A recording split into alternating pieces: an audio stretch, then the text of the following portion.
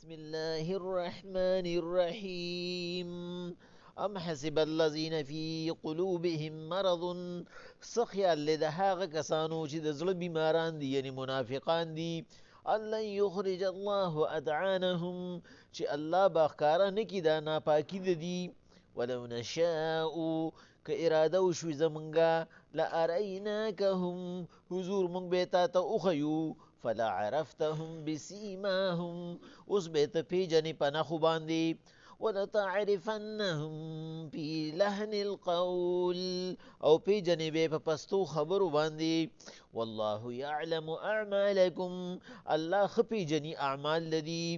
ولنبلونكم حتى نعلم المجاهدين منكم والصابرين الله به ازمای دی لره تر دې چې اوخیتا ته مجاهدین او صبر کوونکي ونبلو اخبارکم او ازمای بدی په خبرونو کې ان الذين بشك هاغه کسان کفرو چې کافران شوي دي وصدوا عن سبيل الله او خلقوا من كيد الله دلارنا وشاقوا الرسول من بعد ما تبين لهم الهدى او مخالفت كي دشمني كي د پیغمبر سره پس د ثبوتونو لن يضر الله شيئا دا الله دين ته تکلیف ان رسول شي وسيحبط اعمالهم او من بزايق نیک اعمال لدي يا أيها الذين آمنوا اي مؤمنان اطيعوا الله واطيعوا الرسول تابداري کوي د الله او د حکم د رسول ولا تبطلوا اعمالكم او خپل اعمال خرابوي ما ان الذين بشك هاغه کسان کفرو چې کافران شوي دي وصدوا عن سبيل الله او خلقهم من كيد الله د لارنا ثم ماتوا بیا دی مړشو وهم کفار په حالت د کفر کې فلن يغفر الله لهم الله پاک بدی اون بخي فلا تهنوا وتدعوا الى السلم پس تاسو سستی مکوي او دی مرا غواړي صلح ته وانتم الاعلون تاسو بغالبيه والله معكم الله تاسو سره دی ولن يتركم اعمالكم او اس کمی به اونکی په ثوابونو تاسو کې الله پاکوي پیغمبر علیه الصلاۃ والسلام ام حسب الذين في قلوبهم مرض سخیال له د هغه کسانو چې منافقان دي الله يخرج الله ادعانهم چې الله پاک بددی دا غن ښکارنګي دا نافاکی د منافقت به ښکارنګي ولو نشاء لاریناکهم فلعرفتهم بسیماهم حضور که الله غوښتي تا ته به خولې وي اوس به تا ته ښیي خو ته به پیژنې په نښو باندې ولتعرفنهم في لحن القول او پیژنې به په پستو پستو د دوکې په خبرو کې والله يعلم اعمالكم او الله پاک ته ښه معلوم دي اعمال دي الله د مدینې د منافقانو د بني نذیرو او د بني قریظه په باره کې دا آیات نازل کړی دی مفتی شفیع سے په معرف القرآن کې او محمود علوسی سے په روح المعانی کې وایي دا آیات چې کوم دی نو دا په بني قریظه او په بنو نذیر باندې دال دی چې هغوی به څه کول دا یهودیانو دا په یهودیانو کې منافقانو ایو عبدالله ابن ابیو چې هغه په انصارو کې منافق و الله پاک وی پیغمبر علیه الصلاۃ والسلام د دې چې کومې مسلې ته جوړې کړې دي او دی تا سره جهاد لنزي او دا تمه کوي چې مسلمانان به په موږ دوکه شي او موږ له باندې غنیمت کې ایسو کی نو ډېر زر دی چې الله پاک به د دې دا منافقت ته تخکاره کې الله به ورته نومونه والي په دې وجه باندې صحیح حدیث مبارکه دی د طبرانی شریف او د نسائی شریفو چې پیغمبر علیه الصلاۃ والسلام د مازیګر په یو مونځ کې چې کله سلام جار باسو نو 12 کسانی یو قول کې راغلي دي چې پاسول وته وځي تاسو منافقان یې پاسي وزیر دې زینا ښکارې وته وي او شپږ دیرش نمونه داسې و چې هغه پیغمبر علیه الصلاۃ والسلام حذیفه بن الیمان رضی الله تعالی عنه ته خولی و چې دا کسان منافقان دي ښکارې وته ویلي والله وی که زمونږ خوښه شو او به خوم دته خو ټول دته نه خیمه دا د الله پاک په خپل بندګانو باندې یو ډېر لوی رحم دی چې بیا مې الله دومره خیال وساته حالانکه هغوی د الله د دین خیال نه ساتو د پیغمبر خیال یې نه ساتو. خو دا 36 کسان پکې داسې وو چې دا بالکل د کفر د حد نه موړېدلي وو او دغه 12 کسان پکې ډېر سرغنه وو. نو هغه پیغمبر صلی الله علیه وسلم د ټولو خلکو په مخ کې پاسول د جومات نه وشړل، ورته ویې تاسو منافقان یې ځئ. او دا 36 کسان داسې وو چې حذیفه بن الیمان رضی الله تعالی عنه ته پیغمبر صلی الله علیه وسلم نومونه ښولي وو. نو ډېر صحابه داسې وو چې د چا په جنازه کې به حذیفه ابن الیمان رضی الله تعالی عنه نو هغوی به د هغه جنازه نه کوله، هغوی به وي کېدای شي د هغه منافقي. او عمر رضی الله تعالی عنه به چې کله د یو علاقې یو افسر مقرر کو،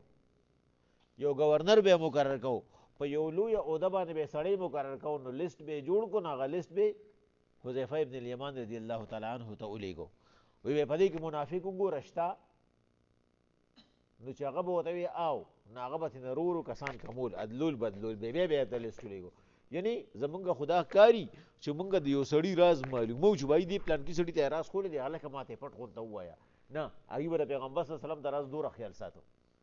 نو عمر رضی الله تعالی عنه به ورته بل لیست ولیږو، په دې کې وګوره په دې کې منافقان شته، چې به وي او نو بل ورځ به یې ورته بل ولیږو. نو اخر ده چې منافق به ترې ووتو، نه هغه به هغه افسرانو لګول. بیا دا چې کوم دی منافق نه به یې دومره زیات ځان ساتو. او بیا هغه د یو شپې هغه واقعه مشهور ده چې مونږ بار بار وایو چې هغه ورته وایي یاره زما نوم پکې وګوره، زه خو په هغه منافقانو کې نه یم. الله پاک وایي پیغمبر علیهم الصلاة والسلام اوس به یې ته پېژنې، په څه به یې پېژنې؟ آیت المنافق ثلاث مونږ بار بار ویلي دي چې اوس به یې ته په نښو باندې پېژنې چې اذا حدث کذبا، چې کله خبره کوي دروغ به وي، اکثر به دروغ وي. و اذا وعده اخلفا، کله چې وعده کوي خلاف به کوي، وعده به پوره کوي نه. و اذا اؤتمن خانه، او کله چې ورسره ته امانت کې د خیانت به پکې کوي، ستا امانت به پوره نه ساتي. اکه امانت ستا د راضي او که هغه د پیسو وي، خو امانت کې به خیانت کوي. او په بل حدیث مبارکه کې راغلی دی پیغمبر صلی الله علیه وسلم وایي کنزل به ډېر کوي. دا د منافق سړي نښه ده. ولنبلونکم حتی نعلم المجاهدین منکم والصابرین. حضور مونږ به اوس دی ازمایو تر دې پورې چې تا ته وښیو، مونږ ته خو معلوم دي چې تا ته وښیو، یعنې مسلمانانو ته وښیو چې کم په دې کې مجاهدین دي او کم کسان په دې کې صبر کوونکي دي، چا د منافقت نه پاک دي. ونبلو اخبارکم، او مونږ به د دې په خبرو کې هم دي وازمایو چې د دې د خبرو نه تا ته منافقت واضحه کیږي او که نه واضحه کیږي. ان الذين كفروا وصدوا عن سبيل الله وشاقوا الرسول من بعد ما تبين لهم الهدى. او هغه کسان چې کافران شوي دي او لویه ګناه دا کوي چې خلک هم منې کوي، یو سړی په خپله هم ګناه کوي بل ته هم وایي دا ګناه وکړه، نو دغه ډبل ګناهګار دی. او مخالفت کوي د پیغمبر پس د هغې نه چې ده ته هدایت واضحه شي. لن يضر الله شیئا، د الله دین ته ضرر نشي رسولی. یو کس که هر څه کوي، هر څومره کوشش کوي، الله چې څه کوي نو هغه کوي، صرف وسیحبط اعمالهم، ځان له اعمال خرابوي، خپل اعمال ضایع کوي. یا ایها الذین آمنوا، ای مؤمنانو، اطیعوا الله و اطیعوا الرسول، تابعدار شه د الله او د رسول. ولا تبدلوا اعمالکم، او خپل اعمال مه ضایع کوئ. اوس دا اعمال نه ضایع کول څنګه دي؟ یو ډېر ښکلی مثال په دې کې چې کوم دی نو هغه ابواللیث سمرقندي رحمه الله هغه ورکړی دی. هغه وایي یو سړی و چې هغه یو ترکاڼ کاکا له زکات ورکړو، د دې اعمالو ضایع کولو یو مثال یې ورکړی دی. وایي هغه له زکات ورکوم، 15 روپۍ وله مثلا ورکړي، نو بیا به یې ورپسې کټ ولېږو چې په دې دا بازو سس دی کې دې باندې یو دوه میخه ووهه، نن به یې پیدا کار وکړو، سبا به یې ورپسې میز ولېږو، یاره دا میز سس دی دا وټاکوه راوټاکوه، پیسې به یې وله نه ورکولې. یو کال یې ورسره وي دا کار وکړو، نو یې کال پسې وله 10 روپۍ زکات ورکړو. نو یې ترکاڼ کاکا راغی زکات یې ورته واپس کړو چې په 15 روپۍ کې مې یو کال خدمت وکړو، اوس په 10 کې 2 کاله نشم کولی. دا اعمال ضایع کول دي چې ته په هغه له هغه خپله صدقه، هغه خپل عشر، هغه خپل زکات، هغه خپل امداد، هغې باندې هغه پوزې له راولي، دې ته عمل باطلول ویلی شي. او د دې نه زمونږ امام ابو حنیفه صاحب دا مسله ایستې ده چې کله یو نفل عمل کې ته شروع کړي نه به بیا سر ته رسې، عمل به ځان له ضایع کوې نه. په دې وجه هغه وایي ته باندې نفل نشته، خو چې تا نفل شروع کړو چې یو رکعت دې وکړو، اوس به دویم لازمن کې، او که دویم دې ونه کړو نو دې به اوس قضا راوړې، د دې مثال د واجب شو تا روجه ونیسله نفلي روجه دې ونیسله او تا نیمې له ورسوله او ماته دې کړه دا تا عمل ضایع کو دا اوس پتا باندې د دې کفاره ده دا اوس پتا لازمه شو واجب شو ادا به ته بل ورځو لازمن چې کوم دی نو نیسي الله وایي ځکه ولا تبطلوا اعمالکم خپل اعمال به ضایع کوئ نه اعمال به ځای ته رسوئ ان الذين بشک هغه کسان کفرو چې کافران شوي دي وصدوا عن سبیل الله او خلق منی کوي د الله د لارې نه ثم ماتوا وهم کفار بیا په حالت د کفر کې مړ شو کلمې نصیب نشوه نو فلن یغفر الله لهم الله بخینا بخنه ختم شوه الله وی ابراهیم علیه السلام چې پلار سره واده کړی و هغه د ژوندونې واده و چې پلاره تر څو پورې ته ژوندی یې زه به دله بخښنه غواړم په دې وجه باندې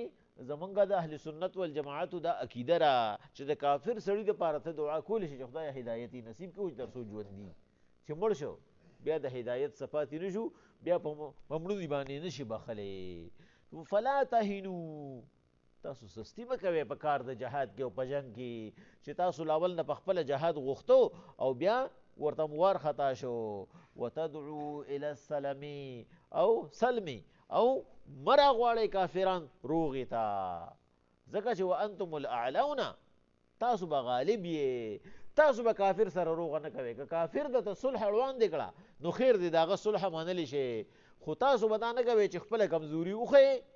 او تاسو ورته وایئ یره روغه کوو نو بیا به د هغه په مرضی روغوي نه الله وایي نه مسلمان به روغه نه کوي په بعضې حالاتو کې شته حالات به راشي به بیا ووایو والله معکم الله ستاسو ملګری دی په دې کې یو معمولي غونته نکته ده والله معکم الله ستاسو ملګری دی په دې کې نکته دا ده چې بعضې فرقې داسې دي جماعتونه او ډلې داسې دي چې هغه وایي الله ستاسو ملګری دی بالذات هغه د الله پاک ملګرتیا بالذات راولي او موږ وایو نه الله ملګرتیا کوي خو بالنصر او بالصفات کوي الله په صفاتو کې ستاسو ملګری دی د الله صفات داسې دي چې په هغه صفاتو کې الله پاک چې کوم دی د الله صفت صبر دی د الله صفت بخنه ده د الله صفت چې کوم دی نو هغه ګټه ورکول دي نو په دې کې الله ستاسو ملګری دی او بالنصرت هم دې ته وایي چې الله تاسو سره مدد کولی شي خو بالذات نه دی بالذات ویلی شي چې په خپله باندې الله تاسو سره ملګري شي چې ورشي یو ځای ته نو که چېرې موږ داسې ومنو ډېر فرقې داسې دي چې هغوی وایي الله پاک بالذات ملګری دی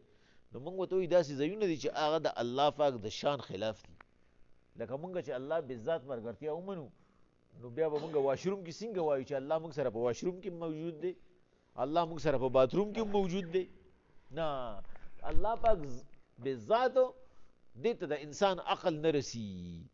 پیغمبر علیه السلام حدیث مبارکه ډېر مشهور دی چې صحابه هغوی د تقدیر په باره کې بحث کو پیغمبر صلی الله علیه وسلم پرې غوسه شو